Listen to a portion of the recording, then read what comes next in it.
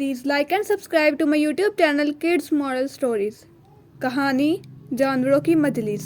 एक ज़माने में एवरवुड नामी एक सरसब्ज और वसीअ और इस जंगल में ज़िंदगी के तमाम शोबों से ताल्लुक़ रखने वाले जानवरों का एक ग्रुप एक अहम मौके पर जमा हुआ।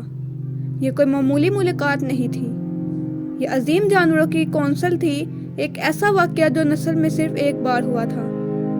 मजलिस का एक मकसद जंगल के सबसे अहम मसाइल को हल करना और उसके तमाम बाशिंदों की फलाह बहबूद को यकीनी बनाने के लिए हम फैसले करना था।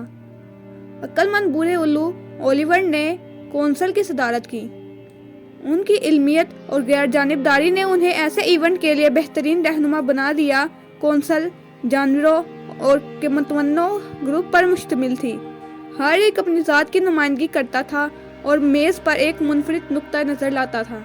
सबसे पहले रैगी खरगोश था, जो अपनी रफ्तार और चुस्ती के लिए जाना जाता था, जो छोटी महलूक की तरफ से बात करना चाहता था। रैगी की तशवीश उसकी सरजमीन पर शिकारियों के तजावुज़ात का बढ़ता हुआ खतरा था। उन्होंने मुख्तलिफ बिलों को जोड़ने और सबके लिए महफूज रास्ते को यकीनी बनाने के लिए ज़ेरे ज़मीन सुरंगों के नेटवर्क को मुनज़्ज़म करने की तजवीज़ दी। इसके बाद एला एक हाथी थी, एक नरम देव जो जंगल के सबसे बड़े जानवरों की नुमाइंदगी करता था।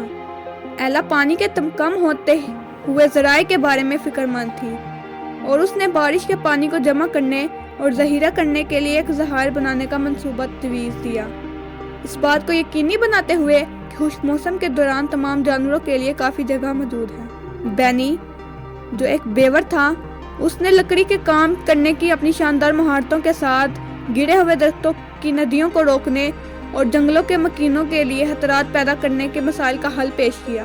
उन्होंने पानी के रास्ते को साफ करने और डैम सिस्टम बनाने के लिए मिलकर काम करने वाले बेवरों को एक टीम की सिफारिश की, जिससे माहौल और पानी के करीब रहने वाले जानवरों दोनों को फ़ायदा पहुंचे।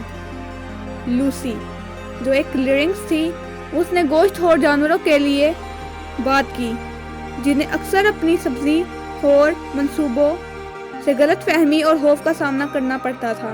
उसने ज़्यादा शिकार को रोकने और सब्जी खोरों की हिफाजत के लिए शिकार का शेड्यूल तरतीब देने का मशवरा दिया।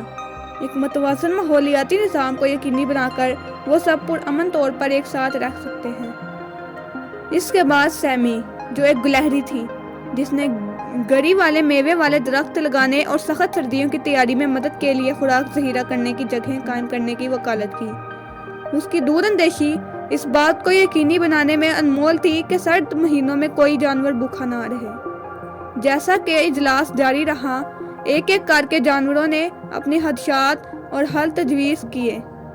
ये एक तवील और कभी कभी गर्मा गर्म बहस थी, लेकिन ओलिवर की दानिशमंदी रहनुमाई के तख्त जानवरों ने एक दूसरे की ज़रूरियात को समझा और उनका एहतराम करना सीखा। काफ़ी गौर व खोज के बाद अजीम जानवरों की कौंसल ने कई अहम फैसले किए। बिलों को जोड़ने के लिए ज़ेरे ज़मीन सुरंगों की तमीर छोटे जानवरों को महफूज रास्ता फराहम करेगी और उन्हें शिकारियों से बचाने में मदद फराहम करेगी। एक ज़खायर की तहलीक खुश्क मुद्दत के दौरान तमाम मखलूक़ात के लिए पानी की मुनासिब फराहमी कर यकीनन बनाएगी। बेवर पानी के बहाव को बरकरार रखने के लिए आबी गुज़रगाहों को साफ करने और डैम बनाने में ताउन करेंगे। एक शिकार का शेड्यूल कायम किया जाएगा ताकि गोश्तखोर और जड़ी बूटियों के रिश्ते में तवाज़ुन कायम किया जा सके और ज़्यादा शिकार को रोका जा सके।